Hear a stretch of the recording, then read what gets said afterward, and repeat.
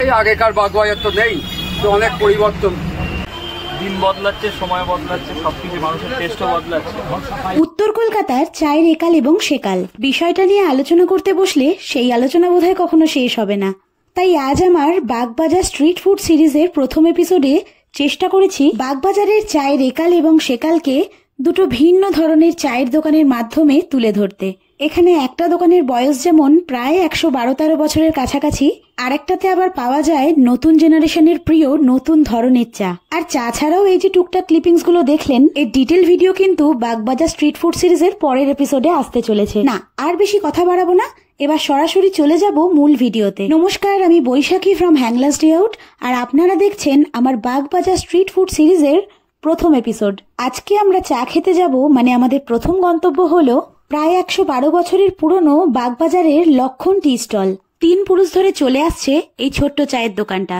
এখন এই চায়ের দোকান যিনি চালান তারই বয়স 71 বছর। তারই কথা থেকে জানতে পারলাম এখানে নাকি একসময় চা খেয়ে গেছেন সৌমিত্র চট্টোপাধ্যায়, কালী চক্রবর্তীর মতন বড় বড় অভিনেতারা।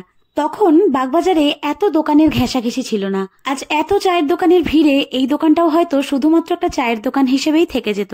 এই দোকান ঘিরেও যে কত গল্প রয়েছে তা হয়তো মানুষ কখনো জানতেই পারতো না, যদি না দোকানের নাম এবং বছরটা বড় বড় অক্ষরে লেখা থাকতো। দাদু বাবা, আমি 60 বছর দোকানদারি করছি। আমি 63-তে দোকানে এসেছি 2024, তার মানে বুঝে নিন আমার 71 বছর বয়স। এখন 61 বছর দোকানদারি করছি। এই আগেকার বাগবাজার তো নেই, তো অনেক পরিবর্তন হয়ে গেছে। আমার এখানে ভালো ভালো লোক বসে এখানে চা খেত, এবং শ্রীদত্ত শঙ্কর রায় এসেছিলেন বছর 30 আগে। এখানে সরমানম ছিল আমার দোকানে, উনি চিনি ছাড়া চা খেয়ে।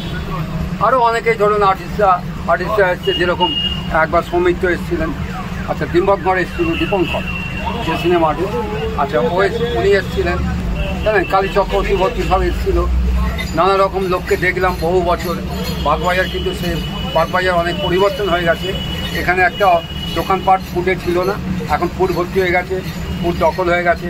আমরা 8-10টা লাইসেন্স দিয়ে সেই ফেসিলিটি পাচ্ছি না। আমার দোকান সামনে আর বসে পড়লো করে খাচ্ছি, এটা তো কথার কথা না। একটা দোকানদারদেরও দেখতে হবে, যদি আমার দোকানের সামনে জাম করে দেয় আপনি বলবেন আপনারই জেরি দোকান। এইসব বাবা চলছে এইভাবে। আর আপনারা কয় ভাই এখন? আমরা 7 ভাই। 7 ভাই বসেন এখানে? 4 ভাই। আচ্ছা, এরপর আমাদের পরের গন্তব্যে যাওয়ার পালা। চলুন তাহলে। এবার আপনাদের যেখানে নিয়ে যাব সেই টি স্টলটা কিন্তু বেশ ইন্টারেস্টিং। সব রকমের কাস্টমারদের জন্য সাধারণ লিকার বা দুধ চা তো অবশ্যই পাওয়া যায়, তবে এখানকার ইন্টারেস্টিং ব্যাপারটা হলো ফ্লেভার্ড ওয়াফেলের মধ্যে চা সার্ভ করা। আর এই টি স্টলের নাম হলো আপার টি স্টল। আমি নিয়েছিলাম ম্যাঙ্গো ফ্লেভার্ড ওয়াফেলের মধ্যে চা। শুনতে উইয়ার্ড লাগলেও জিনিসটা কিন্তু বেশ ইন্টারেস্টিং। আর আরো অদ্ভুত ব্যাপার হলো ওয়াফেলের মধ্যে চা থাকলেও ওয়াফেলটা কিন্তু কোনোভাবেই নরম হয়ে যায় না, আর এটা অবশ্যই এডিবল।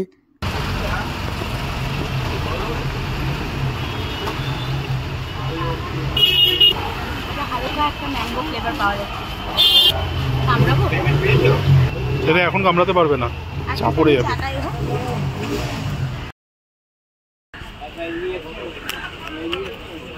আওয়াজ শুনে নিশ্চয়ই বুঝতেই পারলেন এখনো ওয়াফেলটা কতটা ক্রাঞ্চি। আর এই ফ্লেভার ওয়াফেলের ফ্লেভারটা কিন্তু একদম লাইট, তাই চায়ের সাথে বেশ মানানসই। বাকিটা চলুন শুভজিৎ ওরফে আপ্পার কাছ থেকেই জেনে নেওয়া যাক। দোকানটা অনেক পুরনো, 24 বছর আগে বাবাই চালাতে, আর এখন বাবার বয়স হয়ে যাওয়ায় আমি এসেছি। তো দিন বদলাচ্ছে, সময় বদলাচ্ছে, সবকিছু মানুষের টেস্টও বদলাচ্ছে। এখনকার মানুষের কথা চিন্তা করে যা বুঝলাম বা যা দেখলাম, এখন খুব মানুষজন ইউনিক জিনিস পছন্দ করে, ট্রেন্ডিংয়ে যেতে চায়। তো ওই একই গতে ধরা চায়ের থেকে একটু আলাদা করে বেরিয়ে গিয়ে কী করা যায় সেটা ভেবে আমার এই কাপ তৈরি করা। আর এই কাপ শুধু ওয়েফার কাপ নয় বা বিস্কিটের কাপ নয়, এর মধ্যে আমার বিভিন্ন সময় বিভিন্ন ধরনের ফ্লেভার থাকে, যেমন চকলেট, স্ট্রবেরি, ম্যাঙ্গো, পেস্তা, শীতকালে নলেন গুড়, সব রকমের। রিসেন্ট এসছে ডেয়ারি মিল্ক, আগামী দিনে আরও নানা রকমের ফ্লেভার আমি এক্সপেরিমেন্ট করছি আনার। তার সাথে এটাও চেষ্টা করছি যে কুকিজের মধ্যেও কিছু ফ্লেভার করা, যেমন নিজের কুকিজ কিছু। তো সেগুলোর কাজ চলছে, দেখি কতদূর কী করতে পারি। আর করলে আপনারা জানতে পারবেন, আসবেন, খাবেন, ভালোবাসা দেবেন যেমন দিচ্ছেন। আমার নাম শুভজিৎ রায়চৌধুরী। এখানে সবাই আপা বলেছে। ভাবুন তাহলে, চায়ের সাথে আস্ত একটা চায়ের কাপ নাকি খেয়ে ফেলা যায়। যুগের সাথে তাল মিলিয়ে চলতে গেলে অভিনবত্ব তো আনতেই হবে। যুগ যুগ ধরে চলে আসা আবেগ এবং ভালোবাসাকে টিকিয়ে রাখা, নাকি এই বর্তমানে টিকে থাকার লড়াইয়ে নিজেকে অভিনব করে তোলা, কোনটা আপনাদের কাছে বেশি কঠিন বলে মনে হয় বলুন তো? যাওয়ার আগে প্রশ্নটা আপনাদের কাছে রেখে গেলাম। তাহলে আমার আজকের বাগবাজার স্ট্রিট ফুডের প্রথম এপিসোড আপনাদের কেমন লাগলো অবশ্যই কমেন্টে জানাবেন। এছাড়া বাগবাজার স্ট্রিট ফুড সিরিজে আর কোন কোন জায়গা দেখতে চান সেটাও আমাকে জানাতে পারেন। আর আপনি যদি আমার ভিডিও প্রথমবার দেখে থাকেন আর যদি ভিডিও ভালো লেগে থাকে, তাহলে আমার চ্যানেল হ্যাংলাস ডে আউটকে সাবস্ক্রাইব করতে ভুলবেন না। খুব তাড়াতাড়ি আবার ফিরবো নতুন ভিডিও নিয়ে। টিল দেন টাটা, সবাই খুব ভালো থাকবেন।